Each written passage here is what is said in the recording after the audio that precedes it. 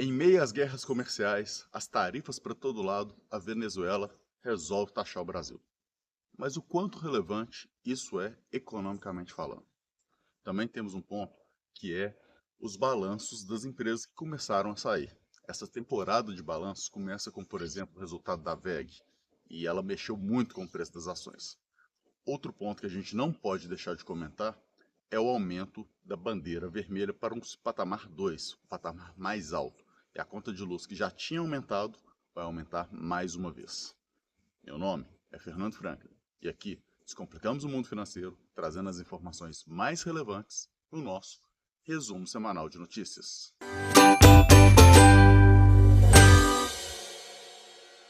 Então vamos lá, vamos começar falando do cenário aí das guerras comerciais. Bom, o Brasil está sendo taxado pelos Estados Unidos, isso já é um fato, e a gente vai ser começar taxado de 1º de agosto. O Lula está trucando, ou jogando 6 em cima do truco do Trump, né? Eu não acho que nenhum dos dois ali está trocando ou jogando truco, na verdade, mas enfim. Né, o que acontece é que de primeiro a gente vai descobrir como que vai ser essas taxas e até quando elas vão ser mantidas e qual que vai ser o impacto disso. Especulações impactam gigantescamente, né, em cima de todos os assuntos, com empresas falando de inclusive ter que deixar as produções brasileiras, né? Por exemplo, a Taurus é uma dessas, que tem 15 mil empregos no Rio Grande do Sul, tem começando discussões em cima disso, lembrando que ela vende muito mais para os Estados Unidos do que para o Brasil, e aí é um dos objetivos do Trump, levar a industrialização para os Estados Unidos, né? Então é um ponto que ele estaria ganhando nesse sentido.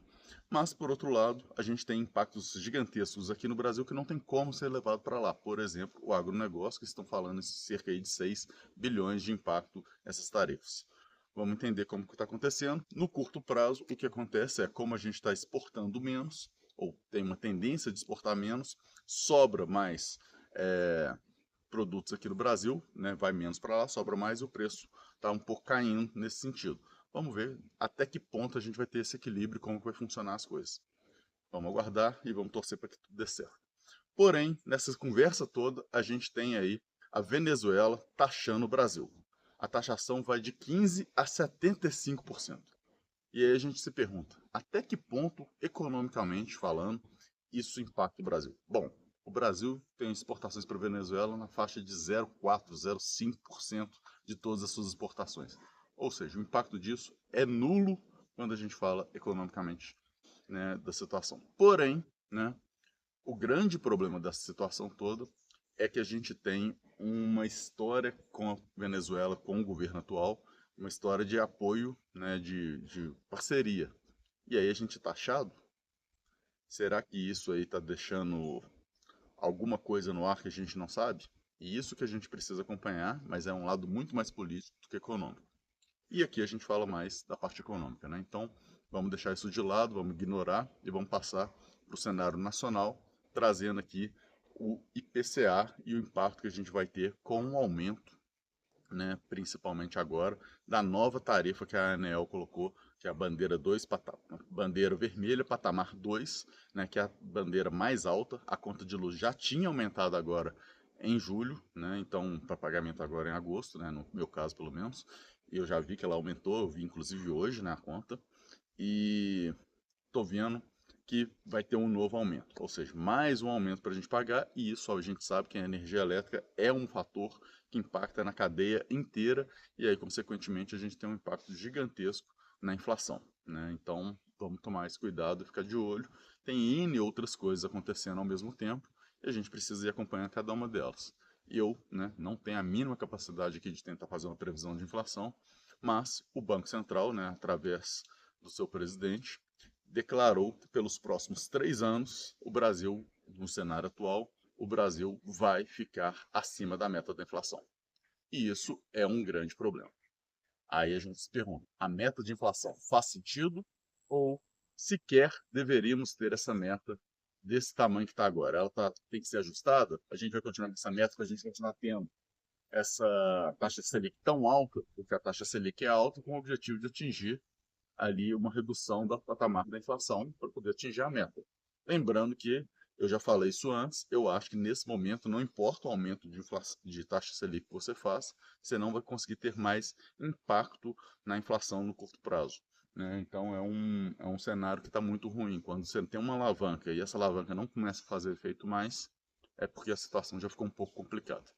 Mas trazendo para outro cenário que a gente tem, que é um cenário que é mais interessante, que a gente vai começar a conseguir falar agora, a gente começa com a temporada de balanços. E um dos balanços que saiu foi o da WEG. A WEG, que é uma grande empresa, que muita gente fala dela sempre porque ela tinha disparado, subiu muito o seu valor, ela já caiu absurdamente aí nos últimos tempos. Por quê? As pessoas fizeram expectativas sobre seu balanço. E apesar do balanço dela ter vindo agora e fez ela despencar mais ainda depois que se divulgou, o balanço dela ter vindo positivo, subiu mais de 10% em relação ao mesmo período do ano passado, 3% em relação ao período anterior. Apesar disso tudo, né, que foi relativamente um bom balanço, foi muito aquém das expectativas. Isso estava falando subindo esses 10%, estava falando questão do lucro líquido. Mas, apesar disso tudo, ela caiu e despencou porque as expectativas das pessoas estava muito superior a isso. E aí entra aquela pergunta que a gente tem que se fazer de vez em quando. Qual que era o guidance que a empresa estava falando? Para quem não sabe, guidance é, é a projeção que a empresa solta dos seus resultados. Será que a expectativa do mercado não estava muito além dela, né? E a gente tem outras empresas em situações similares, aqui não cabe aqui falar porque a gente fala dos fatos acontecidos e não faz as análises de projeções nesse momento aqui, porque como a gente está falando de uma forma genérica, muita gente pode entender como opção de compra ou opção de venda e não é esse o objetivo, mas o grande ponto é, se existe uma necessidade aí para a gente fazer algo diferente, né, para a gente poder conseguir efetivamente ter um cenário melhor, a gente precisa então ter um resultado que seja um pouco mais favorável para as empresas. E a gente não está tendo, uma vez que a gente estava fazendo projeções muito irrealistas para o caso da VEG, né? Então tem que tomar mais cuidado e entender se o mercado está projetando muito alto ou se a empresa realmente vai dar aquele resultado esperado. E para terminar, queria agradecer vocês aqui pela presença, né? Falando mais uma vez que eu estou esperando todo mundo que for aqui de Belo Horizonte, até quem de fora estiver passando por Belo Horizonte para poder ir lá no nosso escritório para conhecer. E agradecer mais uma vez por todos que têm me acompanhado aqui nos últimos tempos. Muito obrigado e até a próxima. Tchau, tchau.